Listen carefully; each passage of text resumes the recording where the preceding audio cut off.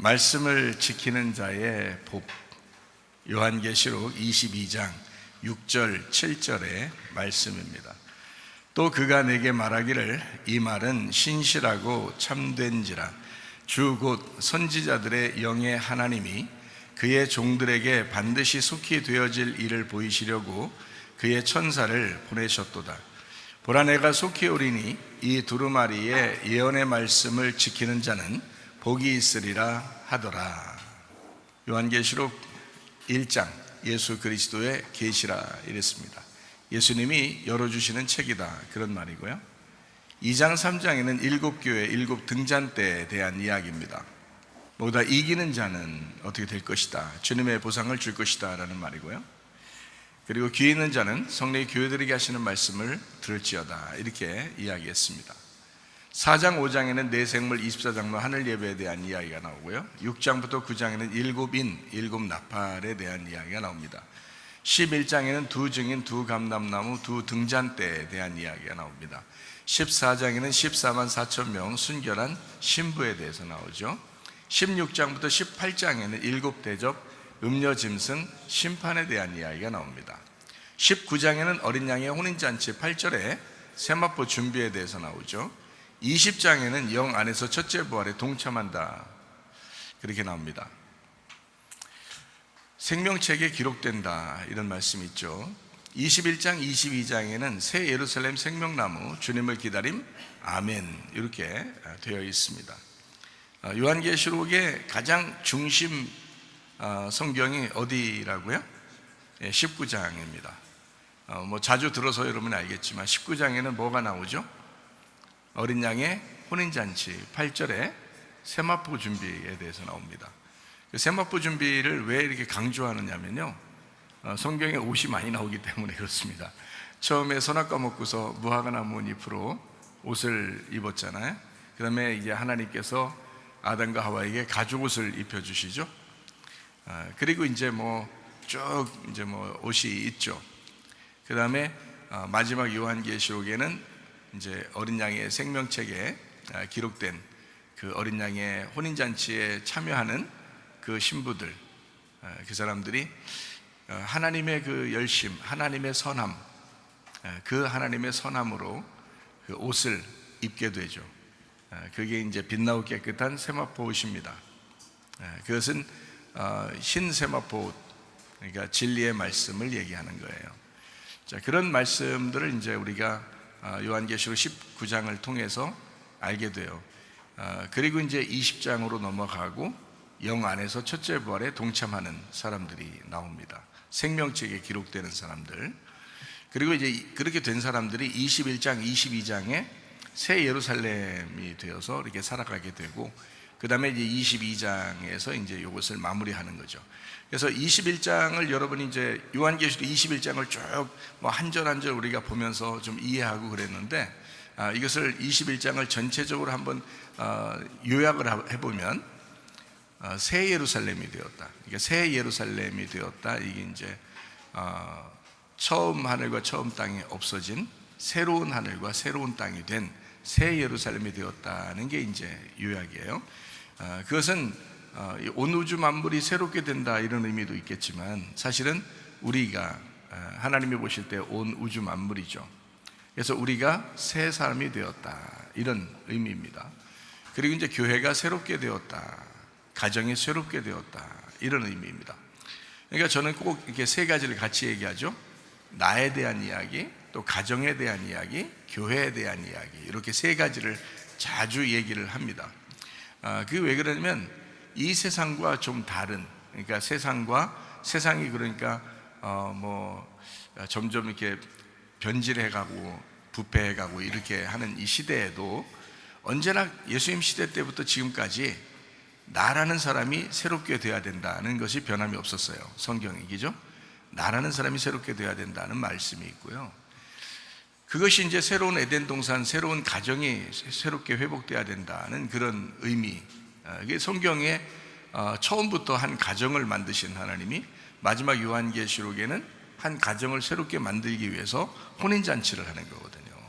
그러니까 가정에 대한 이야기를 빼놓을 수가 없어서 새로운 가정이 되었다, 이렇게 이야기를 하는 겁니다. 교회는 이제 예수님이 우리를 만드셨잖아요, 교회를. 그래서 반석에 세운 이 교회가 새롭게 되었다. 이럴 걸 이제 새 예루살렘이다, 이렇게 표현할 수 있죠. 뭐 세상을 새롭게 한다? 우리가 세상을 어떻게 새롭게 합니까? 나 자신 하나도 새롭게 하기 힘든 세상에서, 그죠? 그러니까 우리가 그런 거창한 이런 이야기가 아니라 나에 대한 이야기, 내가 속한 가정에 대한 이야기, 내가 속한 교회에 대한 이야기를 요한계시록에서는 어린 양의 혼인잔치를 통해서 이렇게 설명을 하고 있다, 이런 얘기입니다. 그러다 보니까 요한계시록 21장에는 새 예루살렘에 대한 이야기를 이제 쭉 설명을 했어요. 거기서 특징이 뭐냐면, 요한계시록 21장의 특징이 뭐냐면, 새 예루살렘을 강조하려고 하다 보니까 새 예루살렘을 두드러지게 표현하는 거거든요. 21장에 새 예루살렘을 두드러지게 표현하니까 새 예루살렘이 보이는 거예요. 근데 뭐가 안 보이냐면 어린 양 대신 예수님, 성전이 안 보이는 거예요. 근데 그게 안 보이는 게 아니라 없는 게 아니란 말이에요. 있는데 그 속에 있기 때문에 그런 거예요. 그래서 뭐가 두드러지게 드러내기 위해서 21장에는, 요한계시록 21장에는 뭐를 두드러지게 드러내기 위해서 새 예루살렘을 두드러지게 드러내려고 하니까 그 속에 숨겨져 있는 어린 양 대신 성전 대신 예수님을 그 속에 숨겨놨다, 그 안에 계시다. 그렇지만 표현돼서 나타나는 것은 새 예루살렘이다라는 거니까 새 예루살렘의 모습을 보석처럼 아름답게 다 설명해 놓은 것이 요한계시록 21장의 내용입니다. 아름답죠, 그렇죠?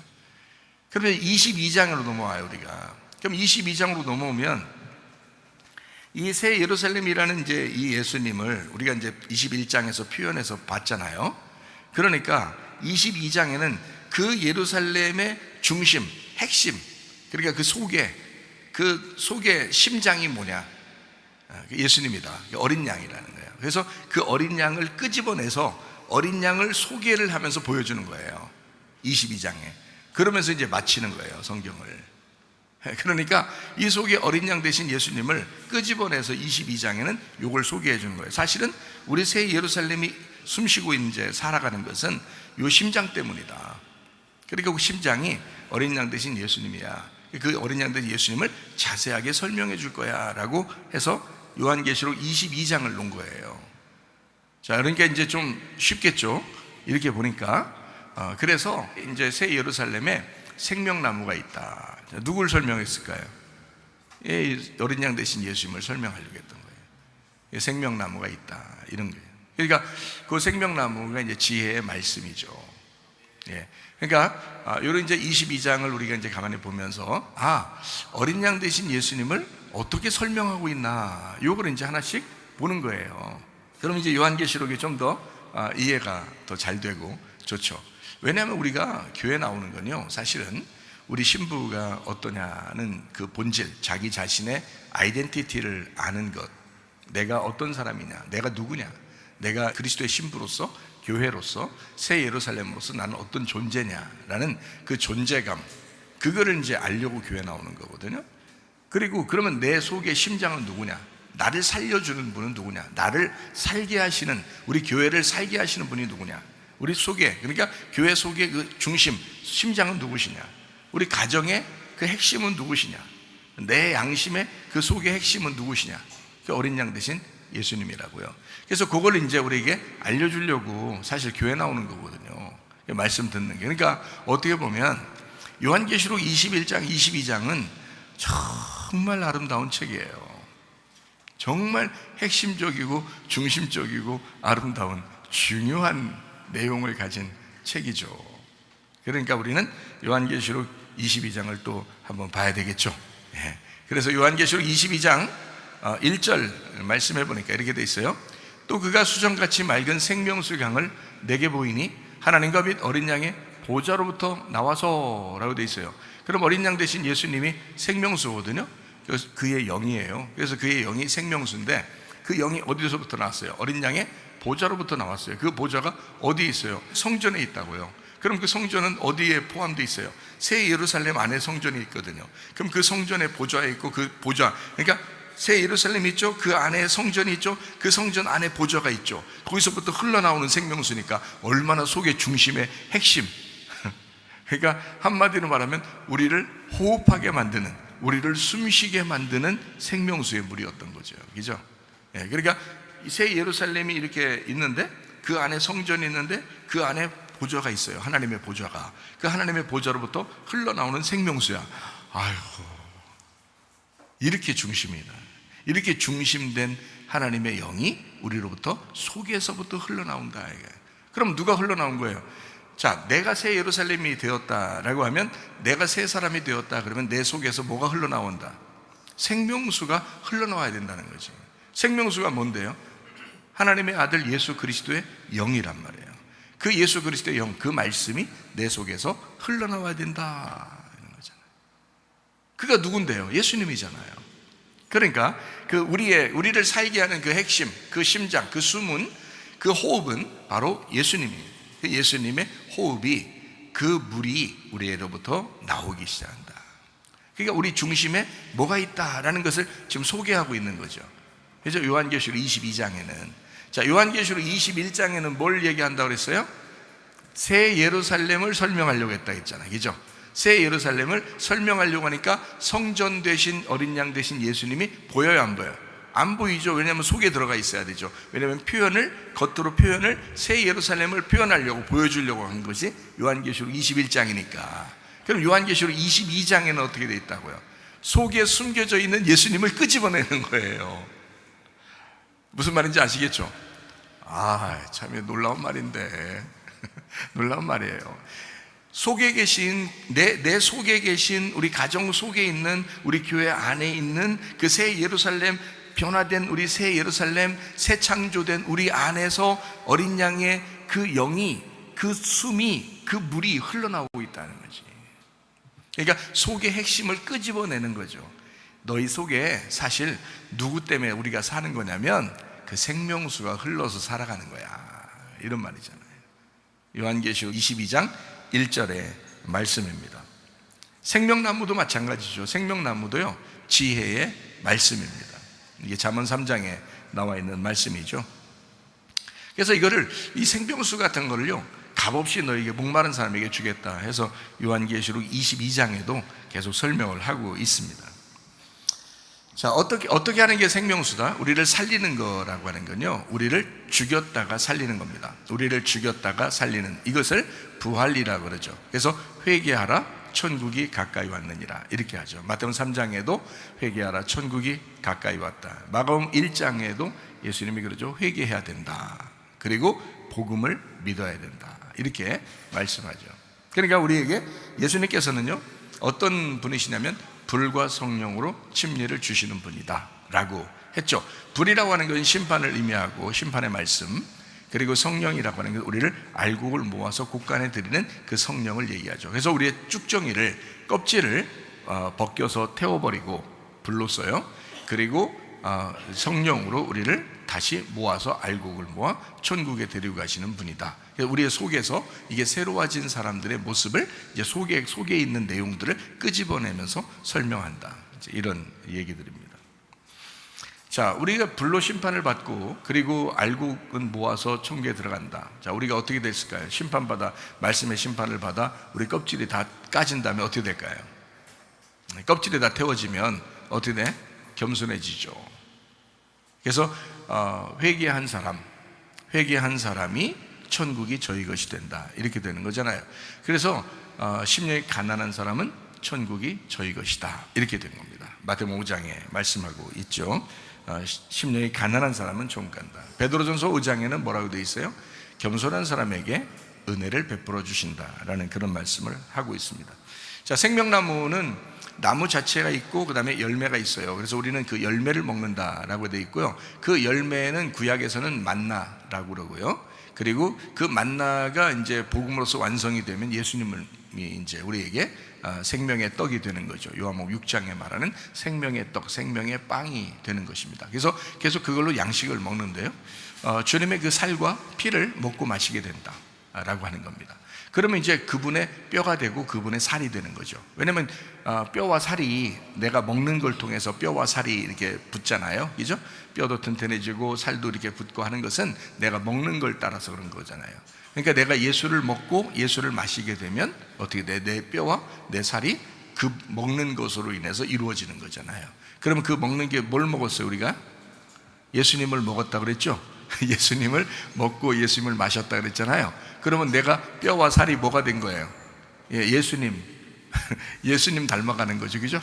예수님처럼, 그죠?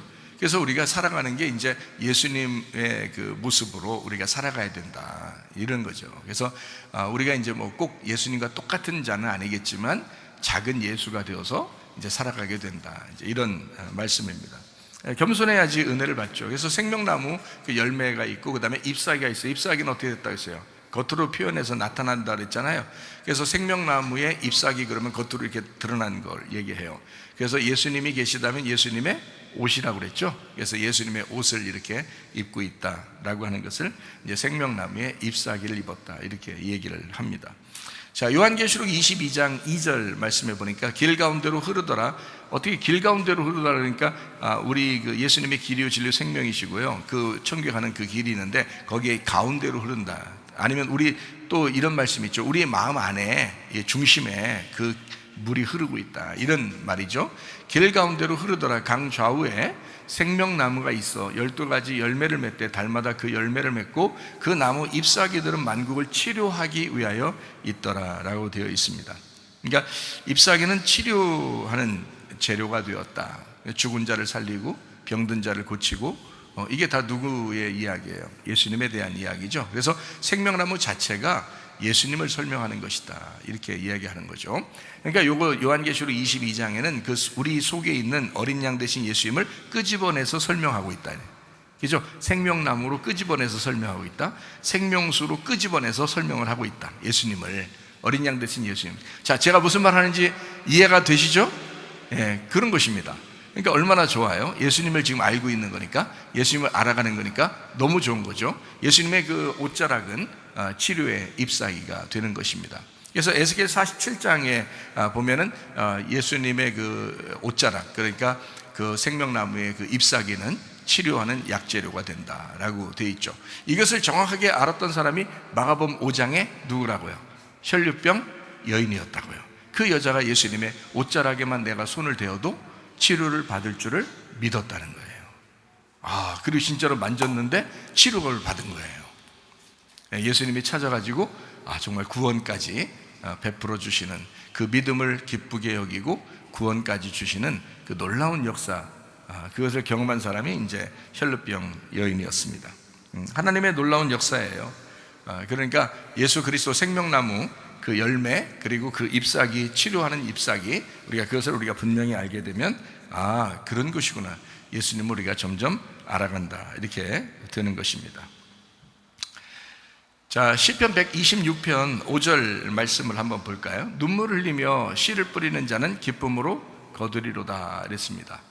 마가복음 5장에 참 눈물 흘리는 사람들이 많이 나오죠.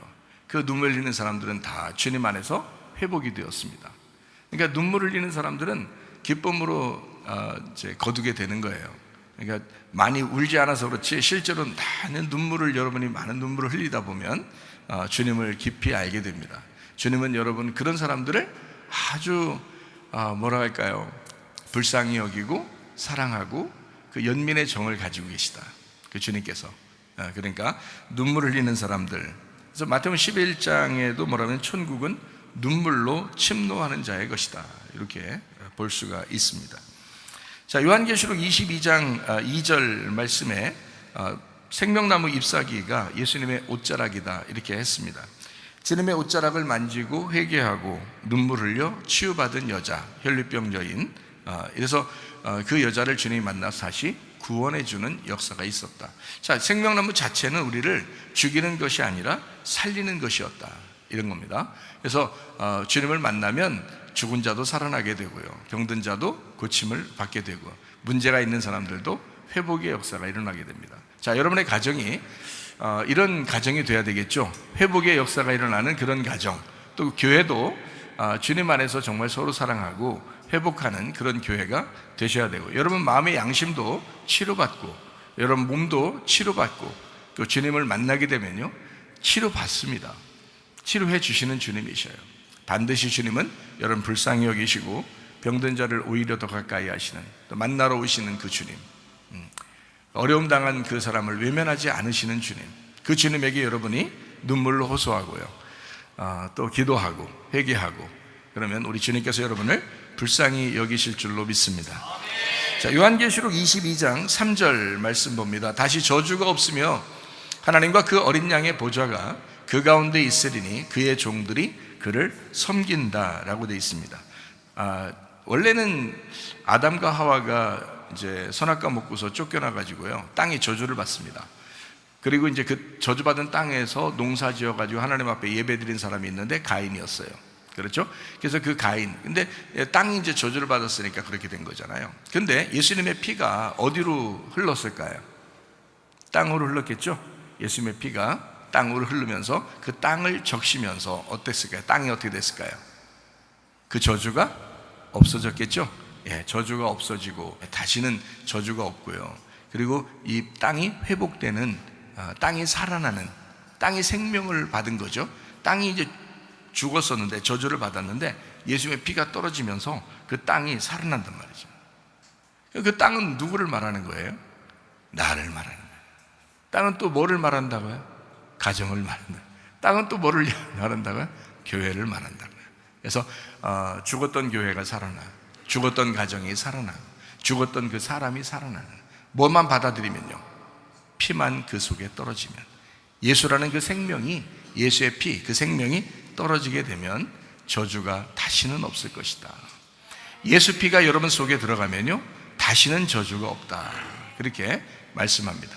하나님과 그 어린 양의 보좌가 그 가운데 있으리니 그의 종들이 그를 섬기게 된다라고 했습니다. 그래서 이제 우리가 주님을 이제 섬기고 예배하고 하는 것은요 예배가 영과 진리의 예배입니다. 우리가 이제 어떤 동물을 잡아드리는 제사를 드리는 것이 아니라 이제는 어떤 섬김이 우리에게 있는 거냐면 영과 진리의 예배가 있는 거죠. 그래서 요한복음 4장 23절 24절에 말씀 보니까 참되게 예배하는 자를 하나님이 찾으신다는 말이, 이 찾으신다는 게 예배한다는 단어예요. 찾으신다, 하나님이 예배한다 그 사람을. 어떻게 하면? 하나님은 영이시니까. 그래서 하나님 영이시니까 영과 진리로 예배해야 된다라고 우리에게 말씀을 하는 것입니다. 왜냐하면 땅의 저주가 다 끝났잖아요. 이제는 더 이상 다른 피를 흘릴 제사가 없어졌다고요. 예수 피로 모든 것이 다 끝났단 말이에요. 예수님 오시기 전에 모든 피가 필요했던 거지, 다른 동물의 피들이. 그러나 예수님이 오시고 난 다음에는 모든 피가 필요 없는 거예요. 그래서 영과 진리의 예배, 그걸 깨닫는 예배만 필요한 것이다, 이렇게 얘기하는 거죠. 그래서 모든 인류의 역사는요 딱 세 개로 이렇게 나누어집니다. 왜냐하면 예수님 전과 예수님 후 이렇게 나누어져요. 성경을 그렇게 나누게 되는 겁니다. 그러니까 성경에서도 이렇게 되는 거죠. 자, 예수님이 가운데 계시면 예수님 전 시대, 예수님 후면 지금 시대까지 예수님 후 시대, 이렇게 되는 거예요. 그러니까 예수님 시대 그 전과 예수님 시대 후 이렇게 나누는 거예요. 그러니까 이거를 전 3년 반, 후 3년 반, 이렇게. 성경에는 3년 반 환란 같은 게 있잖아요. 그러니까 예수님 전에 3년 반, 예수님 후에 3년 반, 이렇게 나누는 거죠. 예수님도 3년 반 동안 일하시고요, 이 땅에서 아버지의 일을. 아니 목사님, 예수님 전 3년 반, 예수님 후 3년 반, 뭐 이런 단어들을 어떻게 찾을 수 있습니까? 그렇게 찾으려고 하는 게 아니라 제가 지금 예수님을 설명하려고 그러는 거예요. 예수님을 설명하려고. 예수님이 3년 반 동안 아버지 일을 하셨습니다. 그렇죠, 이 땅에서. 예수님 하시는 일 전을 전 3년 반이라고 이렇게 제가 설명하느라고 얘기하는 거고, 그 다음에 예수님 후 3년 반을 지금 우리에게 있는 3년 반, 이렇게 표현하는 겁니다. 그럼 성경의 3년 반은 어떤 의미를 가지고 있는가 하면 환란, 핍박, 고통, 이런 걸 얘기해요. 그래서 3년 반은 42달을 의미하고요, 42달은 1260일을 의미합니다. 그러니까 3년 반이 한 달이 30일씩이에요. 그러면 이게 3년 반이니까 이게 42달이 돼요. 42달. 그리고요, 요거를 일수로 따지면요, 30일씩, 한 달에 30일씩을 계산하니까 그렇게 계산이 됩니다. 그러면 1260일이 되는 거예요. 그러니까 그 환란 가운데 42달, 그러면 굉장한 환란이 요한계시록에 있죠. 그래서 굉장한 환란을 의미할 때 42달이라고 얘기하고요. 그 다음에 하나님이 그래도 우리를 훈련시키고 함께 하신다 할 때는 1260일을 교육시킨다라고 이렇게 하는 거예요. 그러니까 같은 거죠. 그러니까 3년 반, 3일 반, 그리고 42달, 1260일. 이게 이제 숫자가 계속 다르게 나오는데, 그것을 제가 이걸 이제 설명하느라고 예수님 전 3년 반, 예수님 후 3년 반, 이렇게 여러분에게 표현을 한 것입니다. 그래야 여러분 성경을 보기가 상당히 쉽죠. 성경을 보는 게 막 어렵게 보면 한없이 어려운 게 성경이에요. 근데 이 성경을 쉽게 보는 방법이에요, 이것도요. 그러니까 예수님을 중심으로 해서 그 전이 있고 그 후가 있다, 이렇게 표현을 하는 것입니다. 그러니까 예수님 오시기 전에 예배 드리는 모습하고 예수님 온 후에 우리가 예배 드리는 모습은 완전히 다르죠. 그렇죠? 그럼 예수님 때도 그랬고, 예수님 제자 시대 때도 그랬고요, 예수님 전에도 그랬고요.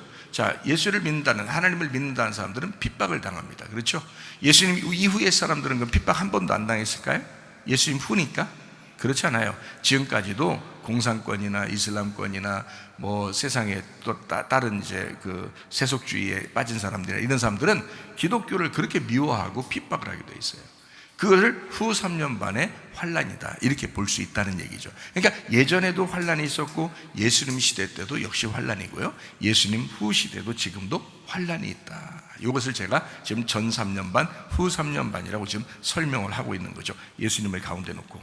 그래서 예수님 전과 예수님 후, 이렇게 표현을 한 것입니다. 자, 어쨌든 우리 중심에 오직 예수 그리스도가 있으셔야 합니다. 그러면 아무 문제가 없어요. 성경을 볼 때도 그렇고요, 또 우리가 살아갈 때도 그렇고 예수님만 우리 중심이 되면 아무 문제가 없습니다. 자, 요한계시록 22장 4절 말씀입니다. 그의 얼굴을 볼 터이요 그의 이름도 그들의 이마에 있으리라 라고 되어 있습니다. 이마에 있으리라, 이 말은 다른 말로 말하면 우리 중심 한복판에 있다라는 말입니다. 우리 중심 한복판에 연합되어서 있다. 그래서 하나가 되어서 우리 중심 한복판에 있게 되었다, 이런 말이거든요. 그러니까 이마에 있다, 이 말은 이마 안에 있다. 다시 말하면 우리 중심 안에 있다, 이렇게 표현하는 것입니다. 뭐가요? 주님의 이름이요. 그래서 사무엘하 6장 2절의 말씀에 보면 이게 만군의 여호와의 이름이 언약궤라, 이렇게 말했습니다. 그러니까 이런 말씀들은 굉장히 핵심적인 말씀들이죠. 왜냐하면 우리가 이름 그러면, 예수님께서도 이름 그러면요, 요한복음 14장에 13, 14절의 말씀에 내 이름으로 구하면 다 이루어준다, 이런 말씀들을 하고 있거든요. 그러면 요한복음 16장의 23절, 24절에도 또 그렇게 말씀해요. 너희가 아무것도 나한테 그날에는 묻지 않을 거야. 내 이름으로 다 줄 거거든, 뭐 이런 얘기를 해요. 그래서 너희가 내 이름으로 아무것도 구하지 아니해도 구하라, 그러면 받는다. 자, 너희 기쁨이 충만하게 된다. 뭐로요? 주님의 이름으로 구하라는 거예요. 근데 그 주님의 이름이 뭔지를 몰라서 사람들은 주여 주여 하고 있다는 거죠. 그러니까 성경에서 주님께서는 또 그걸 또 예방하느라고 주여 주여 하는 자마다 천국 가는 게 아니야, 이렇게 또 얘기해줘요. 왜냐하면 주여 주여 한다고 되는 게 아니라 네 자신이 그 이마 안에 이름이 하나가 돼 있어야 돼. 요한계시록 14장에도 14만 4천 명 하나님께 그 부름받은 그 사람들 있잖아요. 이 사람들도 어린 양의 그 신부들, 이 사람들은 이마 안에 하나님과 그 아들 예수의 이름, 어린 양의 이름이 기록된 사람들이에요. 그 말은 그들의 중심 안에 어린 양의 이름이 있다는 거죠. 근데 그 어린 양의 이름이 또, 야, 이름이 있다 그러면 이름이 바뀐다는 얘기야, 이름을 여기다 쓰고 다닌다는 얘기야, 아니면 그 속에 예수님 이름 이렇게 계속 생각이 난다는 거야. 뭐야 이게? 뭐냐면 언약궤란 말이에요. 만군의 여호와의 이름이라는 거죠. 만군의 여호와의 이름. 그래서 우리의 속에 예수 그리스도가 있고 그 중심이 우리 속에 있다면요, 그러면 영적 전쟁을 하면서 한다는 얘기예요. 그러니까 예수님 중심으로 그 전과 예수님 중심으로 그 후가 모두 사실 우리가 살아가는 모든 생활은 다 영적 전쟁입니다. 영적 전쟁을 하려니까 만군의 여호와의 이름이 있어야 되죠. 만군의 여호와의 이름이 뭐냐? 언약궤죠. 사람들이 말씀은 자꾸 알려고 하지 아니하고 주여 주여 예수 이름 예수 이름 이러면 다 되는 줄 알고 그렇게 했었다는 거죠. 그런 사람들은 실수하는 겁니다. 그게 아니거든요. 언약궤 하나님의 말씀이 우리 이마 안에, 다시 말하면 우리 중심 한복판에 나와 연합하여 하나 된 그 말씀이, 그 언약궤가 하나 된 나의 말씀이 돼야 된다는 거예요. 그러면 승리한다는 것입니다. 그게 이제 여기 말씀 중심의 말씀이죠. 자, 요한계시록 22장 5절 말씀입니다. 다시 밤이 없겠고 등불과 햇빛이 쓸데없으니 이는 주 하나님이 그들에게 비치심이라 그들이 세세토록 왕노릇한다라고 되어 있습니다. 하나님이 비추시고 통치하신다라는 말입니다. 밤도 없고 촛불도 필요 없고 햇빛도 필요 없다. 요한계시록 21장 23절에 나와 있는 말이죠. 다 햇빛도 필요 없고 달도 비침이 필요 없다. 어린 양이 그 등불이 되기 때문이다. 자, 이게 이제 어디를 설명하려고 했던 거라고요? 히브리서 9장 2절 말씀해 보니까 예비한 첫 장막 그 등잔대가 있었다.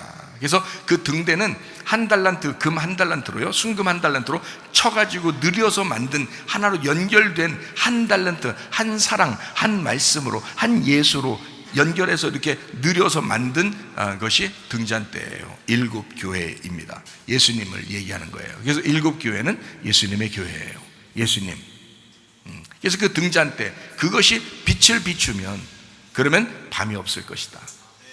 그러니까 햇빛도 필요 없다. 달도 필요 없다. 왜? 그 등대가 우리의 빛이 되신다.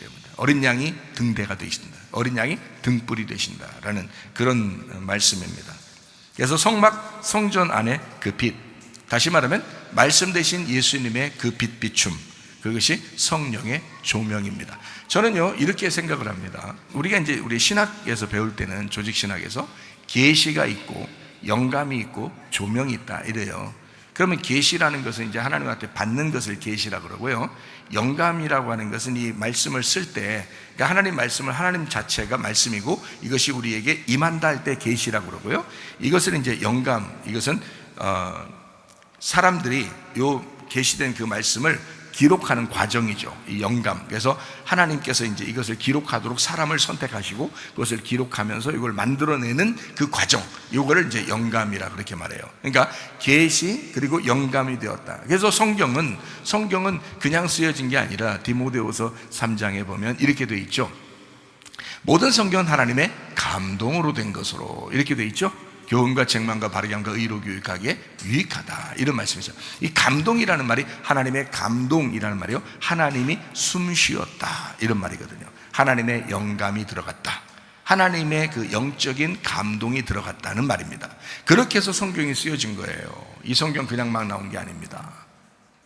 그러니까 이 성경책을 그러면 그냥 이 하나님께서 계시한 사람들에게 영감으로 이 성경책을 썼단 말이에요. 그러니까 계시와 영감이 있단 말이죠. 그럼 지금 시대에 우리 성경책이 앞으로 뭐 예수님 오실 때까지 없어지겠어요? 안 없어지겠어요? 안 없어져요. 이제 이거 없애는 건 이제 끝났어요.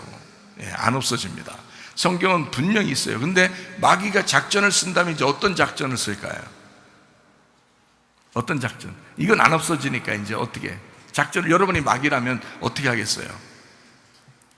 예? 이거 있긴 있는데 어떻게? 못 읽게 하면 돼요. 안 읽게 하면 돼요. 있으면 뭐해? 맨날 핸드폰 가지고 앉아있으면 돼요. 맨날 핸드폰 가지고 놀고, 맨날 뭐 어디서 돌아다니고 놀고, 뭐 잠만 자고 게으르고 뭐 이러면 성경책 있으면 뭐해 이거? 이게 집에다가 뭐 100권 쌓아놓으면 뭐해 이거? 읽지도 않는 걸, 이 말씀 듣지도 않는 걸, 그럼 아무 소용없어요. 그래서 마귀는 지금 시대에 가장 기독교인들을 넘어뜨리는 방법이 뭔지 알아요? 성경 못 읽게 하는 겁니다. 어떻게든지 바쁘게 만들어가지고, 괜히 혼자 바쁜 거야. 시간이 있는데도 바쁜 거야. 혼자 괜히 바쁘게 만들어가지고 성경 못 읽게 합니다. 그게 마귀 작전의 성공이에요, 지금 시대에는. 그러니까 우리는 마귀를 대적하여 이겨야 되겠죠. 그러니까 성경을 읽으셔야 합니다. 성경 말씀을 들으셔야 합니다. 우리가요, 마귀를 이기는 방법은 그 방법밖에 없어요. 근데 마귀는 성경을 못 읽게 해요. 하나님의 감동으로 쓰여졌으니까 이거를 못 읽게 하는 거예요. 그래서 자기 뜻대로 살게 만들고 이 세상을 자기 힘대로 살게 만들려고 하는 거예요. 그게 마귀 작전이라고 해요. 이게 하나님의 감동으로 쓴 책이니까. 그러니까 하나님 말씀을 여러분이 사모하셔야 돼. 하나님 말씀을 사랑하셔야 돼. 자, 계시가 있어요. 영감이 있어요. 그러면 이게 있으면 뭐하냐고. 안 읽으면 소용없잖아요. 그래서 읽는데 여러분 이해가 잘 돼, 안 돼? 안 돼. 이해가 안 돼도 또 읽으세요. 또 읽었는데 또 이해가 안 돼요. 잘 안 돼. 그래 또 읽으세요. 그래 또 읽었는데 또 이해가 돼요, 안 돼요? 안 돼. 그래 또 읽으세요. 몇 번 읽으라겠어요? 첫 번째 이제 몇 번 정도 일단 먼저 읽고 시작하겠어요. 몇 번 읽어요? 12번. 성경 일단 12번. 눈 딱 감고, 아니 눈 뜨고요. 눈 뜨고 딱 감고가 아니라 눈 뜨고 12번을 일단 읽으셔. 일단은 읽으셔. 12번을. 그리고 나서 얘기 좀 합시다. 일단 성경 12번 읽으세요. 아무 소리 하지 말고 성경이나 읽어 12번을. 그 다음에 얘기하자고. 내가 말하는 게 그런가 안 그런가 서로 얘기해보자고. 12번 읽고 오시라고. 그래서 말씀을 들어보시라고요. 말씀이 다르다고. 여러분, 성경 12번 일단 읽으시라고. 마귀는 성경 못 읽게 하는 거예요. 이게 영감으로 되시니까. 자, 12번 읽었어. 12번 읽었는데 이해가 돼, 안 돼? 잘 안 돼. 12번 읽어도 이해 잘 안 돼. 저는요, 성경 500번 읽은 사람도 만났어요. 성경 1000번 읽은 사람도 만났습니다. 성경 60 몇 번 읽은 사람은 자기 명함도 못 내민다 그랬어요. 세 명이 같이 앉아 있는데 한 명은 65번 정도 읽고요, 한 명은 500번 읽었고요, 한 명은 1000번 읽었습니다. 성경을. 근데 이 성경을 모르겠다는 거예요. 1000번 읽었는데 여기 몇 페이지에 무슨 글자가 있는 것까지 다 아는데 자기가 1000번 읽었는데 실제예요. 6년을 읽었대요. 밥만 먹고 성경을. 밥만 먹고 6년을 읽었는데 1000번을 읽었대요. 야, 대단하지. 나는 그렇게 못 읽었어요. 저보고 물어보더라고. 목사님은 성경 몇 번 읽었어요? 아니, 자기가 교만해서 나를 꺾으려고 물어본 건 아니에요. 진짜 궁금해서. 내가 목사님이니까 성경 가르치고 그러니까 저한테 진짜 궁금해서 물어보는 것 같더라고요. 성경 목사님 몇 번 읽었어요? 그런 거 묻는 게 아니야. 자, 그래서 이제 하나님 말씀을 이제 가르치기 시작했죠. 성경 말씀 가르치기 시작하니까 막 그 자리에서 울기 시작하는데요. 엉엉 울어요. 자기 처음 들어봤대. 1000번을 읽어봤는데도 이해가 안 된대. 여러분, 성경은요, 뭐가 있어야 되냐면 계시가 있고 영감으로 하나님 말씀을 썼으면 조명이라는 게 필요한 거예요. 성령의 조명. 그래서 성령이 빛을 비추어줘야 이게 깨달아지는 거예요. 성령이 빛을 비추어줘야. 여러분, 바울이요, 성경 그렇게 많이 알았던 사람입니다. 이게 빛이 비추어지지 않으니까 눈이 까막눈인 거예요. 하나님이 보실 때는 너가 몰라서, 네가 성경도 모르고 나를 핍박하는구나 이렇게 하는 거예요. 그래서 네가 나를 핍박한다 이렇게 말한 거예요. 바울이 당신 누구십니까? 내가 당신을 본 적도 없는데. 예수님이 네가 나를 핍박하는 거다, 네가 나를 모르고 그러는 거다 라고 하죠. 그날 빛이 비춰진 거예요. 3일 동안 눈을 감았었잖아요. 아, 내가 이렇게 완전하게 까막눈이었구나 라는 것을 알게 된 거예요. 3일 동안 죽었다 살아난 겁니다. 그리고 아나니아 사람이 이제 축복 기도를 하죠. 그 눈에 비늘 같은 것이 탁 떨어져요. 그 비늘이 씌어졌었던 거예요. 비늘이. 그러니까 성경을 100번, 1000번, 이 사람 얼마나 많이 아는 사람이겠어요. 이 사람은 그때 당시에 5개 국어 정도를 능통하던 사람이에요. 바울 사도가요. 그런 사람이 성경을 율법적으로 얼마나 잘 알고 있었던 사람입니다. 근데 스데반을 죽이고 주님 만나고 나니까 비늘이 씌어졌다는 걸 알았어요. 이게 갑옷 같은 거예요. 눈에 갑옷 같은 게 이게 씌어졌는데 그게 툭툭툭 떨어진 거예요. 그런 다음에 보이기 시작합니다. 뭘 얘기해 주는 걸까요? 그의 마음이 열렸어요. 말씀을 보이기 시작한 거예요. 빛이 비추어진 겁니다. 이걸 뭐라 그러냐? 조명이라 그러는 겁니다. 조명. 비추어졌다. 성령이 빛을 비추었다. 지금 시대에는 그러니까 다 뭐가 필요한 거예요? 계시가 필요한 게 아니라, 영감이 필요한 게 아니라 성령의 빛 비춤이 필요한 거야. 지금은 성령이 여러분 마음을 비춰줘야 돼요. 하나님 말씀을 열어주셔야 된다고. 그래야 여러분이 이게 열리는 거라고요. 그러기 전에는 안 열립니다. 이게 참 놀라운 일이죠. 자, 주님을 만나면 빛이 비추어집니다. 자, 요한계시록 22장 6절 말씀입니다. 또 그가 내게 말하기를, 이 말은 신실하고 참된지라 주 곧 선지자들의 영의 하나님이 그의 종들에게 반드시 속히 되어질 일을 보이시려고 그의 천사를 보내셨도다 라고 했습니다. 이 로고스 말씀은 신실하고 진짜다, 진리이다 참된지라라고 되어 있습니다. 여기 신실하다는 말이, 이 로고스 말씀 신실하다는 말이 피스토스입니다. 변함없이 신실하고 믿을 만하다라는 말이에요. 여기서 이 신실하다는 말이, 자, 참된지라라는 이 참된지라라는 단어가 알레티노스라는 단어입니다. 이 참되다는 말인데 이게 알레테스에서 왔어요. 이 알레테스는 알레테이아라는 걸 여러분 알죠? 알레테이아, 이게 진리라는 단어거든요. 근데 이 알레테스라는 이 단어가 란다노라는 단어예요.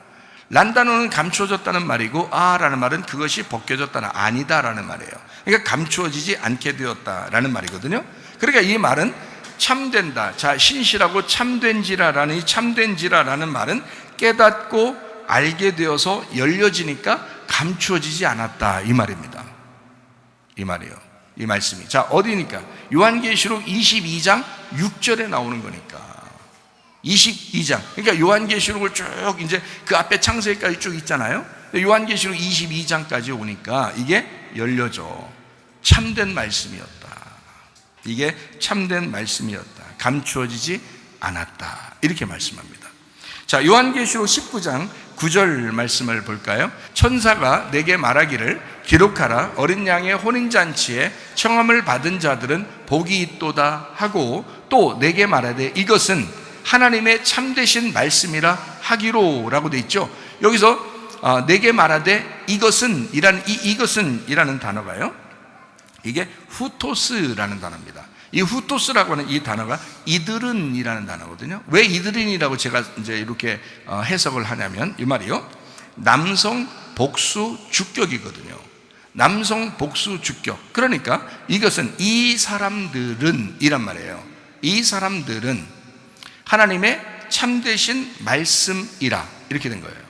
그럼 어떻게 된 거예요? 자, 혼인잔치에 초대된 사람이 있는데 그 사람들은 하나님의 참되신 말씀이 되었다, 이런 말이잖아요. 그러니까 말씀이 열린 사람들이란 얘기예요. 여러분, 성령의 빛 비춤이 여러분 속에 와야 성령이 함께 하시는 사람입니다.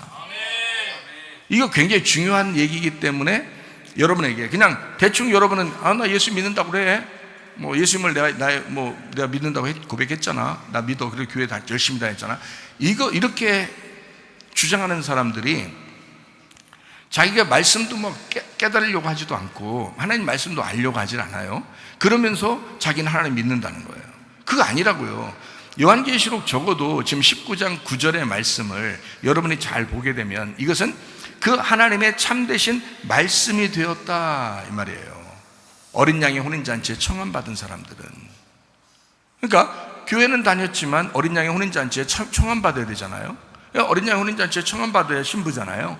그 사람들은 하나님의 참되신 말씀, 그러니까 천국에 가는 어린 양의 신부는 어떤 사람만 간다? 하나님의 참되신 말씀이 된 사람만 간다.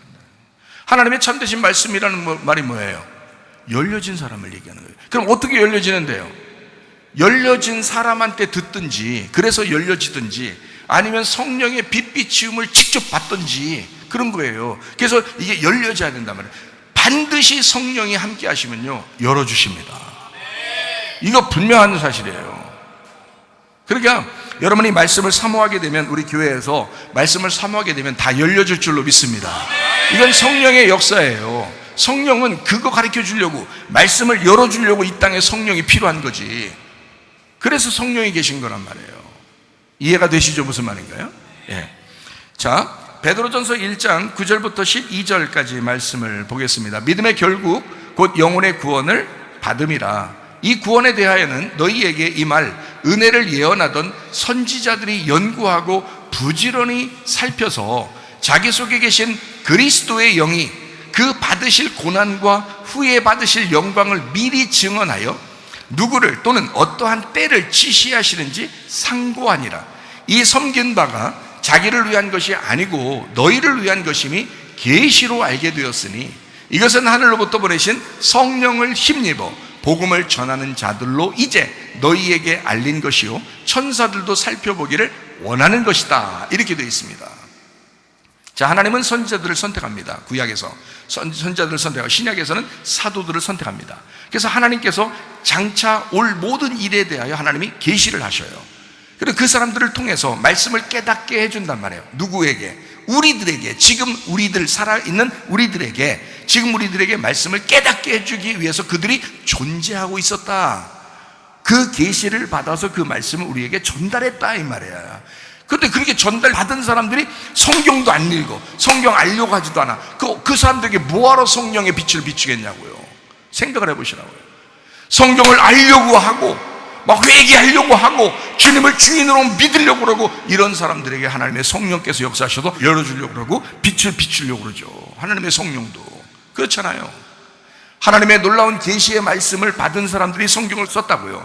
하나님의 감동을 받아서 썼다고요. 그러면 그 쓴 책들을, 그 말씀들을 우리에게 전달하려고 한 거지, 그 사람들이 자기 때문에 쓴 거예요? 아니라니까요. 우리에게, 지금 살아있는 우리들에게 전달하려고 이 책을 썼다. 그러니 여러분과 저에게는 반드시 하나님의 성령의 빛 비춤이 있어야 된다는 겁니다. 이게 요한계시록 22장의 놀라운 내용들입니다. 자, 요한계시록 22장 7절 말씀을 우리 보고 마치도록 하겠습니다. 보라, 내가 속히 오리니 이 두루마리의 예언의 말씀을 지키는 자는 복이 있으리라 하더라. 이렇게 되어 있습니다. 속히 오시리라, 엘코마이, 지금 온다라는 단어입니다. 현재형입니다. 자, 그러니까 언제요? 그때부터 지금까지 계속 지금 오고 있다는 거예요. 그때 사람은 그때 지금 온 거고요, 지금 사람은 지금 온 거예요, 오는 거예요. 그러니까 주님의 말씀은, 주님께서 지금 우리에게, 주님은 지금 속히 온다. 내가 지금 너에게 가는 거야. 내가 지금 너에게 가는 거야. 이 말이에요. 자, 이 예언의 말씀을 지키는 사람은 이렇게 되어 있습니다. 테레오라는 단어입니다. 자, 이거 현재형입니다. 지금 지키고 있는 사람은, 때가 다 되어서 지키고 있는 사람은 이란 말이에요. 이게요. 때가 다 됐잖아 이제. 자, 요한계시록 22장이니까 마지막이잖아. 그러니까 이제는 뭐야? 듣는 사람? 뭐 보는 사람? 뭐 이런 게 아니라 지키는 사람. 때 다 됐잖아. 그러니까 지키는 사람, 때가 다 돼서 지키는 자가 복이 있다. 이렇게 된 것입니다. 하나님 말씀이요. 여러분, 영으로 주님 믿습니까? 혼으로 주님 믿습니까? 몸으로 주님을 믿으셔야 합니다. 그러니까 영과 혼과 몸이 흠없이 하나님 앞에 보존되기를 원한다 이 말입니다.